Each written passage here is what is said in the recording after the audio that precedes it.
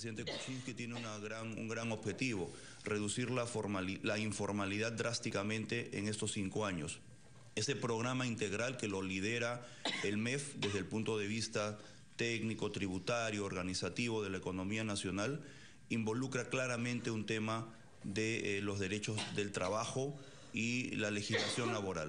Y en esa línea tenemos que hacer modificaciones, tenemos que pensar creativamente en esquemas más modernos que agilicen la relación laboral en el Perú, que permitan, por ejemplo, una mayor inserción de los jóvenes a la fuerza laboral, mejor preparados y con mayor celeridad, y que en términos generales nuestra gran meta es que al final de los 5 años el 30% de formalidad laboral que hoy día tiene el Perú, solo tiene 30% de formalidad laboral, 70% está fuera de los derechos laborales y de la cobertura de la seguridad social, se pueda incrementar de 30 a 60%. Es un gran reto. Es un cuadro complicado, estamos con debilidades muy serias, ¿no es cierto? Es un modelo muy complicado porque tenemos carencias estructurales en la economía peruana que no facilitan este proceso. Pero por ello, con la mejor voluntad en el Ministerio vamos a proponer lo que yo considero es la mejor forma de poder sacar esto adelante en conjunto, que es abriendo el espacio del diálogo, buscando consensos, sociabilizando las medidas para que no hayan sorpresas en el camino, pero que eventualmente estemos todos conscientes que esto no es para mantener el status quo. Tenemos que modernizar la legislación laboral. Tradicionalmente se considera que a mí me parece una cosa incomprensible, que el Ministerio de Trabajo en el Perú no rige a los trabajadores estatales, siendo el Estado el mayor empleador del Perú. Y ahí le quiero preguntar, ¿qué entendemos por informalidad? Porque es informal una persona que no está en planilla y que otorga recibos por honorarios profesionales, porque ojo, esa persona está pagando su impuesto a la renta, está pagando el impuesto que corresponde a sus ingresos. A cambio, ¿qué cosa está recibiendo? Muchas de las personas que trabajan bajo esa modalidad, el caso vendría a ser una de ellas, por ejemplo, podrían perfectamente en empresas entrar bajo sistemas de planillas, pero se ha acostumbrado a este tipo de empleabilidad que yo no sé si es del todo informal. ¿Cómo manejamos ese universo que es enorme y que es como más o menos gris entre la formalidad y la informalidad? Es un muy buen punto. El sector público está principalmente regido por la contratación vía CAS, contratos temporales, que sí le dan a los trabajadores ciertamente derechos laborales, por lo tanto durante la vigencia de sus contratos están perfectamente cubiertos. Pero disminuidos, ¿no es cierto? Pero digamos, con una legislación particular para ellos. No olvidemos que en el contexto de la economía peruana tenemos varios regímenes laborales. Si bien el régimen laboral general es el que prima para la gran mayoría de contratados en el sector privado, tenemos el sector público, tenemos también regímenes privados, pero para ciertos sectores como la agrícola, etcétera. Entonces, ¿qué entendemos por formalidad o informalidad? Básicamente la capacidad que puede tener el trabajador de gozar, de acuerdo a lo que la ley marque, de beneficios laborales para el régimen donde él esté inserto y que tenga cobertura de protección social, llámese salud, acceso a servicios de salud y eventualmente accesos a servicios de jubilación. Si logramos entender que eso es formalidad, podemos entender también muy bien por qué la gran mayoría de los peruanos no gozan de esa formalidad. Entonces un trabajador independiente que otorga recibos por honorarios profesionales es un informal, porque seguro de salud, protección de salud no tiene, protección de jubilación no tiene.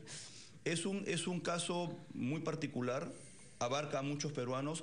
Si él está emitiendo recibo por honorarios profesionales y está tributando su impuesto a la renta, lo tenemos registrado y es un trabajador formal. La cobertura de sus servicios de salud y de jubilación, en ese caso, dependen estrictamente del profesional independiente. Entonces es un trabajador que tiene obligaciones pero no tiene beneficios.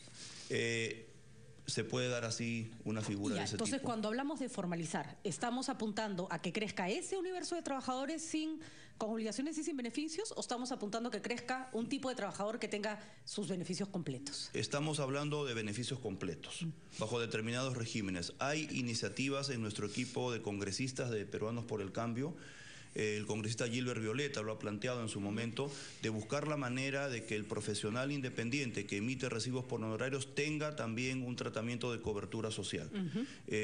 Hay que trabajar eso integralmente en un programa de reforma. Se va a ver una evaluación integral, lo ha manifestado el ministro de Economía, sobre el tema de las pensiones. Se tendrá que evaluar ese tema también. Y en el tema de salud, lo que se quiere hacer en el país es una integración de la base de los sistemas de salud. Nadie está hablando, el presidente Kuczynski no ha hablado de fusionar salud con el Ministerio de Salud ni nada por el estilo, pero que el ciudadano peruano pueda tener acceso a servicios compartidos o servicios únicos. Con una sola tarjeta. Con una sola tarjeta, y que pueda, por lo tanto, utilizarse mejor la infraestructura, y el ciudadano, incluyendo los independientes que usted menciona, tengan más acceso a la salud. Bueno, con todo realismo, esta revisión que acaba de hacerse, lo que nos va diciendo es que en realidad cada administración al que viene señala más o menos estas prioridades, y por una serie de razones generalmente estas cosas se quedan a mitad de camino y no se plasman. ¿Qué se necesitaría para que en efecto muchas de las cosas que usted está señalando se puedan cumplir con todo realismo en espacio de 5 años, ¿no? Yo creo que se requiere tener un plan priorizado muy claramente definido.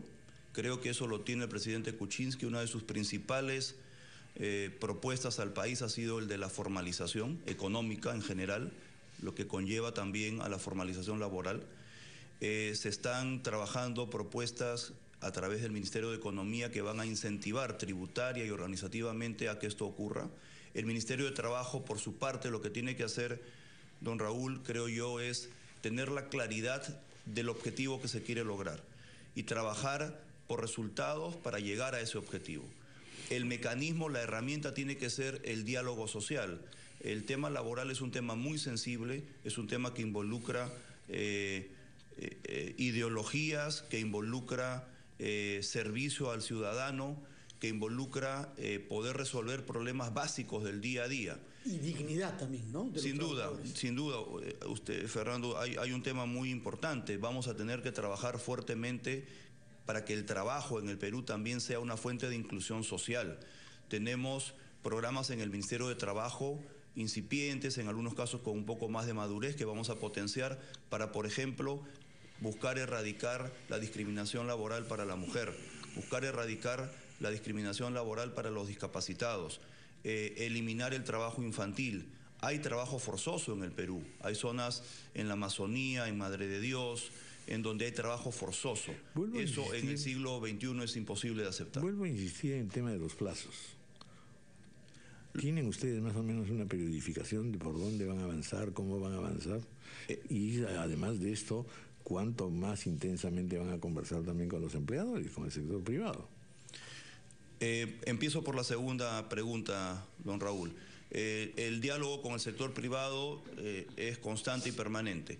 Vamos a formalizarlo a través de las reuniones que he mencionado con los gremios empresariales principales a partir de la próxima semana. Están ya programándose las reuniones.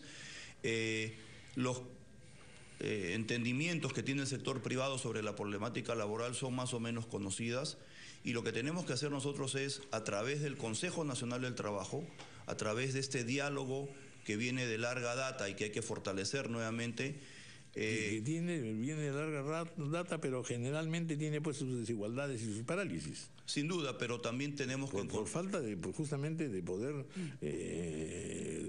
negociar, de poder seguir hablando, ¿no? Las cosas se interrumpen en un momento dado. Yo diría cuando se calienta la temperatura política. Yo diría que eso es inevitable, ¿no? Hay momentos en donde la tensión va a estar más elevada que en otros. Habrán temas de coyuntura que generarán posiciones un poco antagónicas, pero yo diría que en general el Ministerio de Trabajo en los últimos años, en general, no solo este gobierno, también los anteriores, han intentado propugnar el diálogo como base para toma de decisiones. Cuando eso no ha ocurrido, como por ejemplo con la ley Pulpín, cuando no ha ocurrido, hemos tenido resultados muy negativos.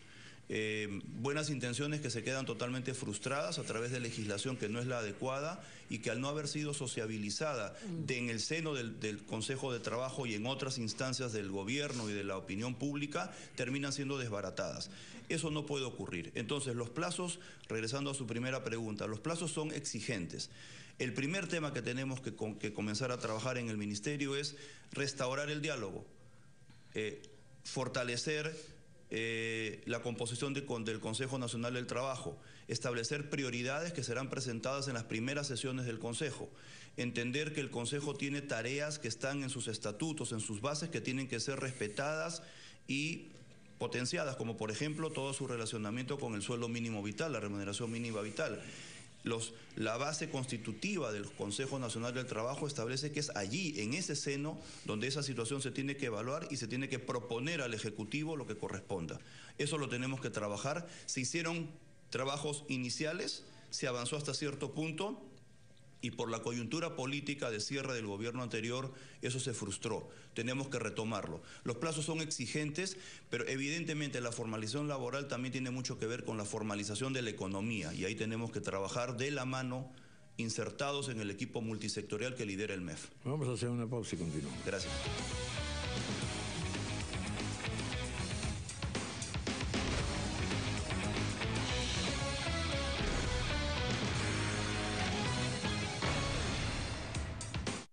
Este programa llega gracias a AFP Integra, reconocida como la mejor AFP del Perú, según la prestigiosa publicación Global Banking and Finance Review. AFP Integra, la AFP número 1 del Perú. Compra tu lote residencial en Isla Gasparilla, American Prime y CICE, formando profesionales en 12 carreras de alta demanda laboral.